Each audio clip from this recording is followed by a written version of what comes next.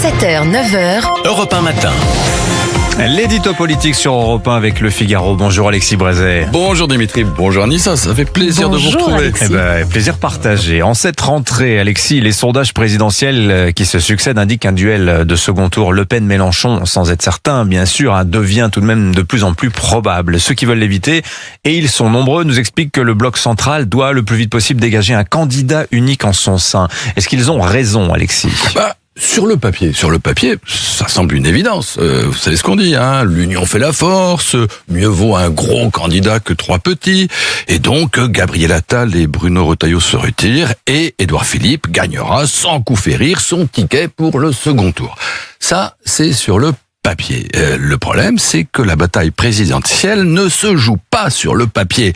Et sous les apparences de cette fausse évidence arithmétique se cache, enfin je le crois, une profonde erreur politique. Cas d'école. Bruno Retailleau abandonne. Vous pensez que ces électeurs, même s'ils leur demandent, vont se précipiter comme un seul homme pour voter Philippe ? Évidemment non. S'ils avaient dû l'être, ils seraient philippistes depuis longtemps.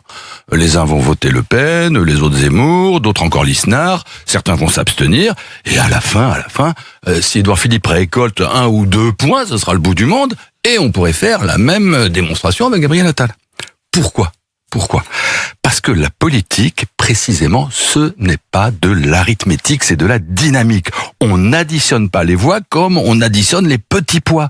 Ce n'est pas avec 2 ou 3 candidats en panne que vous ferez un candidat en forme. En politique, il faut bien voir ça, ce n'est pas l'union qui fait la force, c'est la force qui fait l'union. Dit autrement, ce n'est pas parce qu'il y a plusieurs candidats à droite et au centre qu'aucun ne s'impose vraiment.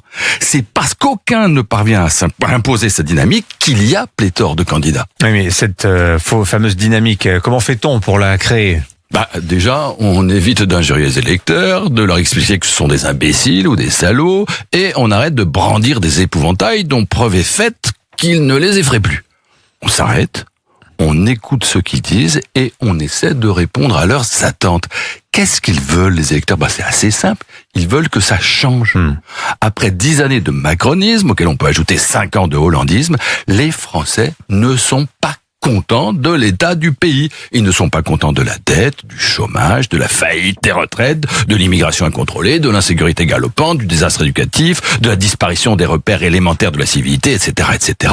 Reconnaissons qu'ils ont quelques motifs d'être en colère. Et donc c'est logique.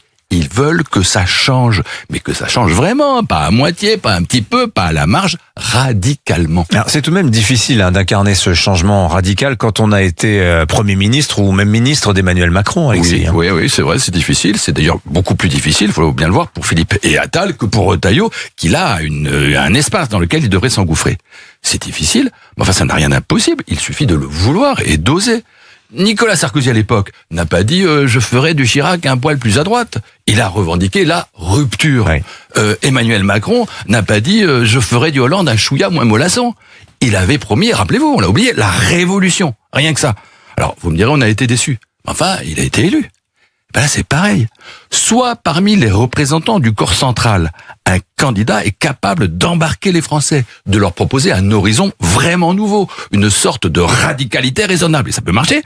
Soit les électeurs continueront de diriger leur suffrage vers ceux qui, avec tous les risques que ça comporte, veulent vraiment tout renverser. Et face à ça, tous les petits calculs, toutes les soupes à l'union qu'on nous mitonne ne pourront rien changer. L'édito politique sur Europe 1. Merci beaucoup Alexis Brézet.